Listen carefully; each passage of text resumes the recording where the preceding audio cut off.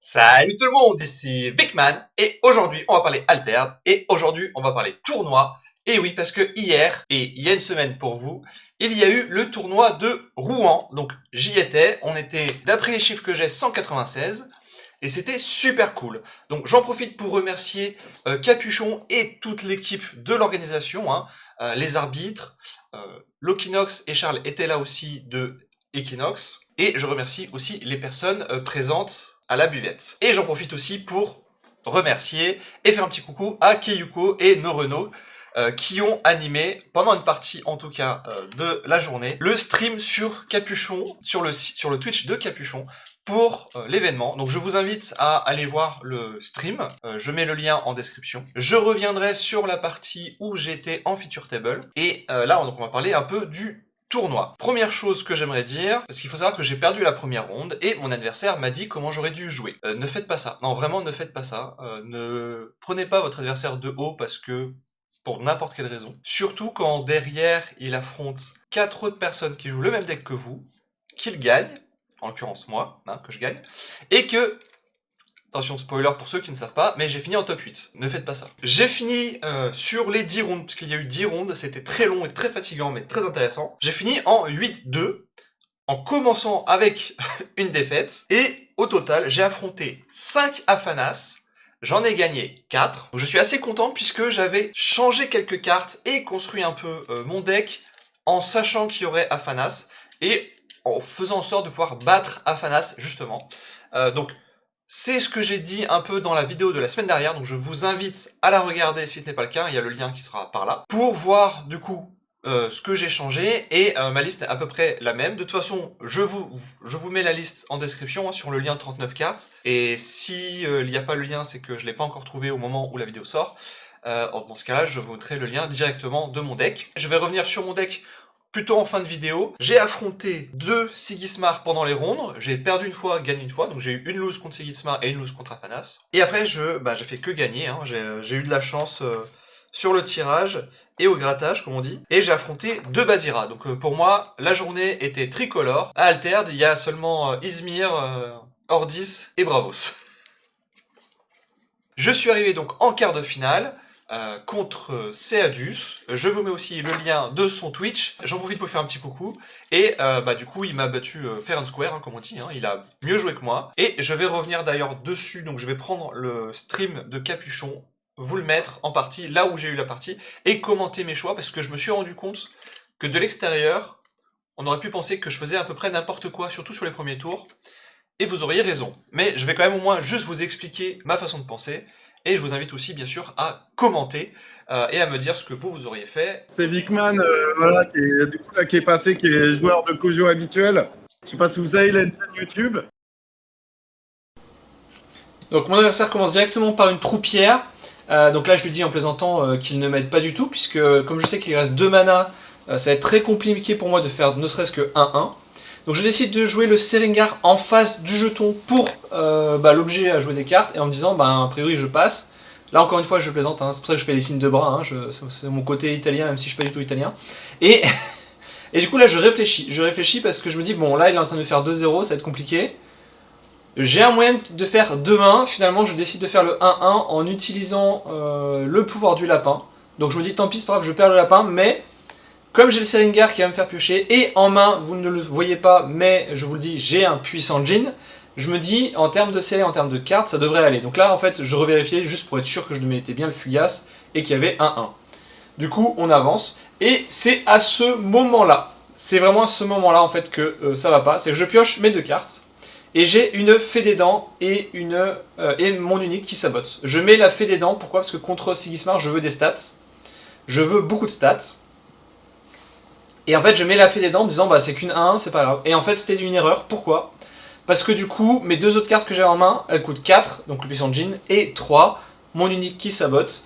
Et je me retrouve comme un con en ne pouvant jouer qu'une seule carte ce tour-ci. Et j'ai très peur que mon adversaire arrive à me 2-0 ou à me 2-1, et que je n'arrive plus à revenir du tout de la partie. Donc j'aurais dû garder la fée des dents, j'aurais dû mettre mon unique en mana, et j'aurais pu jouer la fée des dents, saboter une de ces 2 cartes, le forcer à jouer des cartes, jouer le Seringar de la réserve, en sachant que là vous voyez pas mais il y a de très bons biomes pour le Seringar, Et donc, et ça aurait été très très bien en fait. J'aurais été sûr quasiment de faire 1-1, j'aurais pioché une carte, je l'aurais saboté, j'aurais forcé à utiliser plus de cartes. Bref, tout va bien dans le meilleur des mondes. Et du coup, comme on est en quart de finale, on ne revient pas sur ses plays, je n'ai pas récupéré la carte que j'ai mis en mana. Et du coup, c'est pour ça que j'ai fini par poser ce que vous voulez voir là, le Puissant Djinn ici, parce que je voulais être sûr de faire 1-1. Parce que de l'autre côté, mon adversaire pouvait juste avancer en eau, sans rien faire, il faisait déjà 2-1, et j'avais trop peur qu'il joue une procuratrice, une saboteuse, en face du Bouddha, pour gratuitement, en faisant 1-1, piocher une carte, me saboter, ce genre de choses. Donc du coup, j'ai dit, tant pis, il fait 1-1 sans poser de carte, sans rien faire, c'est gratuit. Moi, je vais juste piocher une carte, et ça va pas plus loin. Donc voilà, je voulais juste expliquer en fait mon raisonnement. Bien sûr, n'hésitez pas à me mettre en commentaire ce que vous pensez de ça. Hein. Est-ce que j'aurais dû jouer le Djinn de l'autre côté? Est-ce que j'aurais dû, effectivement, comme j'ai dit, garder la fée des dents et mettre mon unique en mana? Voilà, donc dites-moi en commentaire ce que vous en pensez, ce que vous aurez fait à ma place. Donc, voici le deck. Encore une fois, je vous mets soit le lien 39 cartes s'il y est, sinon je vous invite à regarder, n'hésitez pas à regarder 39 cartes directement. Sinon, je vous le mets le lien, donc de toute façon en description, directement sur la page Altered. Alors, pour la decklist, que je vous explique, je vais essayer d'aller un peu plus loin que la vidéo de la semaine dernière, et si vous voulez un deck tech plus complet, n'hésitez pas à le demander en commentaire, et j'essaierai de trouver du temps pour le faire. C'est possible que le deck évolue de nouveau avec le ou la metagame. Je ne sais pas si c'est le ou la, peut-être qu'on s'en fout parce que c'est un anglicisme. Donc, en fonction de l'évolution du metagame, potentiellement des cartes changent, puisque ça dépend beaucoup de ce qui peut se passer. À l'heure actuelle, donc vous voyez qu'il y a ici 2 fées des dents. Et c'est vraiment, c'est ce que j'ai dit toute la journée à tout le monde, c'est ma tech pour Afanas. Pourquoi pour Afanas? Alors, pas que Afanas, ça reste quand même pas mauvais en général, parce qu'en fait, un premier tour classique, ça va être Seringar du Havre. Potentiellement avec un petit Djinn, il est là. Potentiellement petit Djinn Chiron, sans forcément mettre le petit Djinn en mana d'ailleurs, ou juste Chiron Isenbushi, voilà. Ce genre de choses en fait, où, encore une fois, Seringar ou Chiron l'aide Arcolano, voilà, donc je pense que vous avez compris. L'idée, c'est d'essayer de jouer 2 cartes au premier tour, pour justement l'agression, tenter de faire 2-0, 2-1, ou du moins assurer le 1-1. Et derrière, donc tout ça va en réserve, et on est au tour 2, on a 4 mana, on veut commencer à saboter le Afanas, pour lui enlever des entraînements magiques, pour lui enlever son mage danseur, pour lui enlever n'importe quoi qui fait chier, en fait, parce qu'il y a plein de cartes qu'on veut saboter. Et on peut directement, je fais, hop, fée des dents, et j'ai quand même un Chiron, j'ai quand même un Seringar, pour enclencher, faire du 1-1, voire du 2-1, commencer à piocher avec le Seringar, rampe avec le petit Djinn, parce qu'il coûte 2 de la réserve, si jamais on a fait un tour un petit Djinn, voilà, ce genre de choses. Et c'est vraiment, le fait que la fée des dents coûte 2, ça change toute la partie, je vous assure. C'est vraiment très différent. Ça permet aussi de saboter quand on a 6 mana, de faire sabotage puissant Djinn.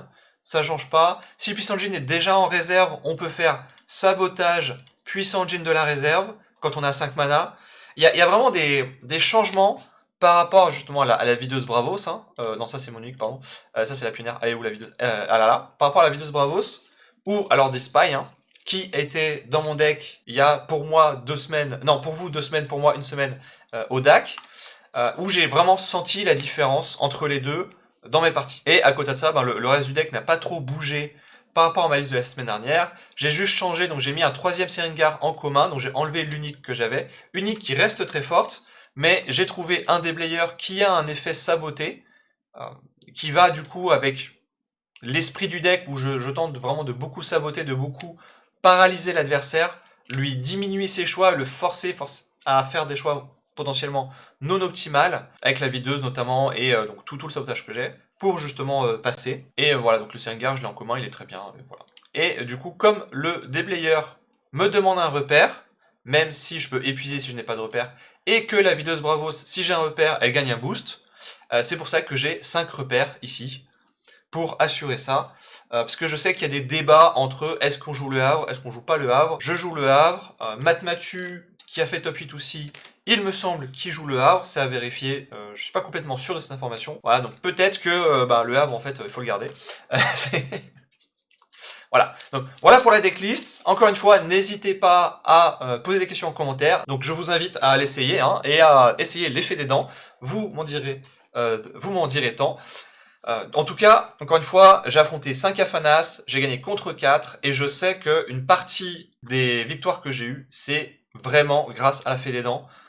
Et pas parce que elle sabote, mais parce qu'elle coûtait 2 et qu'elle sabote. Mais parce qu'elle coûtait 2. Voilà pour la vidéo, j'espère que ça vous aura plu, et je vous dis à bientôt. Abonne-toi pour plus de deck tech.